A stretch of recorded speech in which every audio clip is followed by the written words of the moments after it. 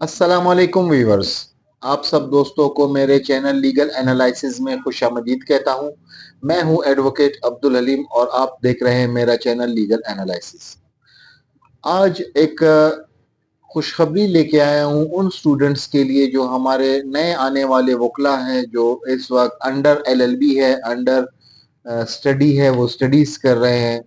उनके लिए खुशखबरी ये है कि हम नेक्स्ट जो सेशन से होगा हमारा, हम बाकायदा उनके जो 5 साल सिलेबस एचईसी में बाकायदा जारी किया हुआ है, एचईसी की सिलेबस के मुताबिक हम बाकायदा वाइट बोर्ड पर उनके लिए प्रॉपर लेक्चर्स स्टार्ट करेंगे और इस चैनल पे हम अपलोड करेंगे।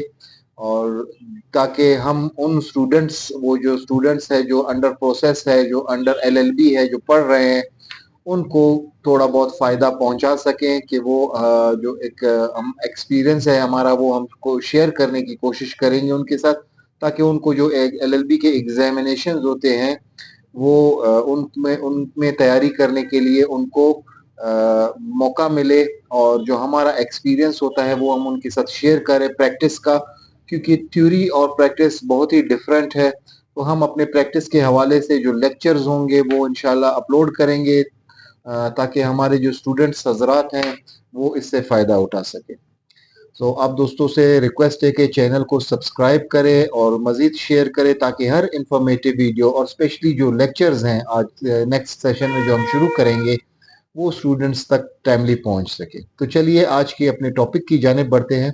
आज का जो टॉपिक हमने सिलेक्ट किया है वो तीन चीज़ें, तीन क्वेश्चंस हैं, तीन सवालात हैं।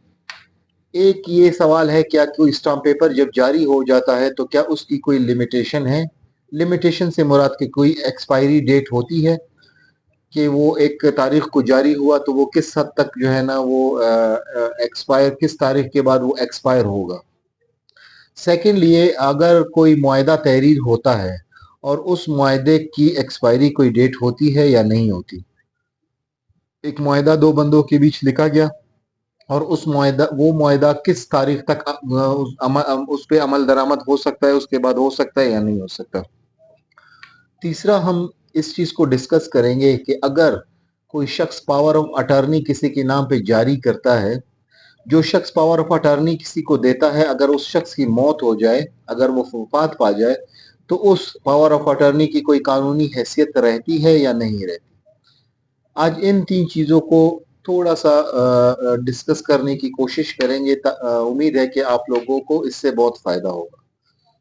देखें, जब कोई under power of attorney act, जब स्टाम्प पेपर, जो स्टैम्प पेपर होता है, अंडर स्टैम्प पेपर एक्ट, जो एक स्टाम्प पेपर जारी होता है, बाकायदा इसके लिए कानून मौजूद है स्टाम्प पेपर एक्ट के नाम से।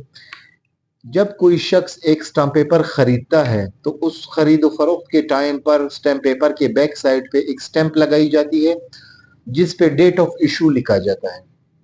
जब वो डेट ऑफ इशू हो गया तो एक बंदे के मन में एक सवाल आता है, क्या इस इशू के बाद ये कितने अरसे तक काबिल इस्तेमाल है और इसकी एक्सपायरी कब हो सकती है। देखिए, कानून में ऐसा कुछ भी नहीं है। कानून में एक प्रोसेस दिया गया है कि इशू कैसे किया जाता है उसको, लेकिन एक्सपायरी के लिए कोई ऐसा कानून मौजूद नहीं है। आप चाहे कभी भी उसको यूज अपने इस्तेमाल में ला सकते हैं, लेकिन अकॉर्डिंग टू लॉ जो भी एक तरीक़ेकार, जो कानूनी तरीक़ेकार है, आप उसको उस वक्त तक इस्तेमाल में ला सकते हैं। उसके लिए कोई भी एक्सपायरी डेट नहीं होती है।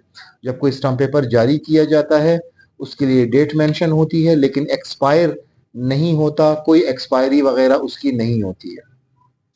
सेकेंडली, जब कोई दो शख्स एक इकरारनामा करते हैं, किसी कोई एग्रीमेंट लिखते हैं, तो क्या उसमें एक्सपायरी डेट ऑफ एक्सपायरी होती है या नहीं होती।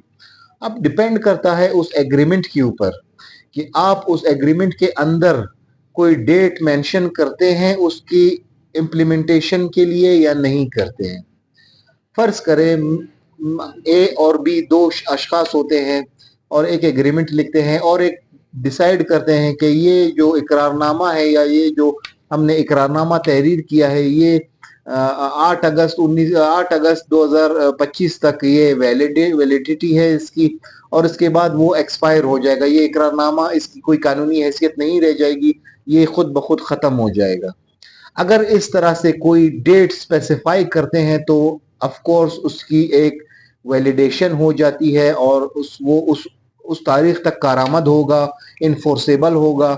अगर इस तरह का कोई तारीख नहीं होता तो वो दोनों पार्टीज पाबंद है उस पे अमल दरामद करवाने की। अगर आप इस तरह का कोई वो करते हैं, कोई तारीख मेंशन होती है उसमें और उस तारीख की हद तक आप लोग अमल दरामद करते हैं, जब वो तारीख गुजर जाती है तो दोनों पार्टीज आज़ाद हो जाते हैं उस इकरारनामे से, क्योंकि उसकी इकरारनामे की जो कानूनी हैसियत है वो ख़त्म हो जाती है, क्योंकि आपने खुद ही उसके अंदर एक तारीख मेंशन की होती है कि इस तारीख के बाद इसकी कोई कानूनी हैसियत नहीं रह जाती, यानी आपने उसको एक एक्सपायरी डेट दी होती है उस इकरारनामे को।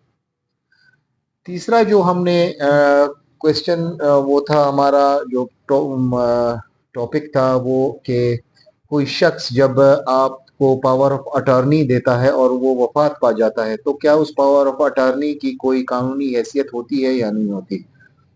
देखें, एक शख्स है वो आपको एक पावर ऑफ अटॉर्नी देता है जायदाद को फरोख्त करने के हवाले से या किसी केस को चलाने के हवाले से।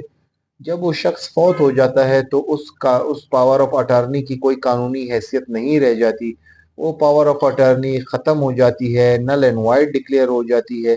क्योंकि जब आप अगर फ़र्ज़ करें कोई शख्स आपके उस पावर ऑफ अटॉर्नी के ऊपर अगर केस के दौरान कोई ऑब्जेक्शन रेज कर लेता है कि ये पावर ऑफ अटॉर्नी तो उस शख्स ने दी ही नहीं थी, तो आप कैसे साबित करेंगे। ज़ाहिर बात है आप उस शख्स की गवाही करवाएंगे, आप उस शख्स को कोर्ट में पेश करेंगे।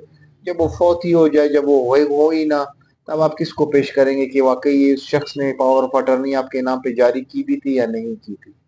तो दोस्तों आज के लिए इतना ही। आप सब दोस्तों से रिक्वेस्ट है कि चैनल को सब्सक्राइब करें और किसी को कोई सवाल पूछना है तो वो कमेंट सेक्शन में सवाल कर सकता है। आप हमसे व्हाट्सएप के ज़रिए भी रब्ता कर सकते हैं। आज के लिए इतना ही। Thank you for watching me.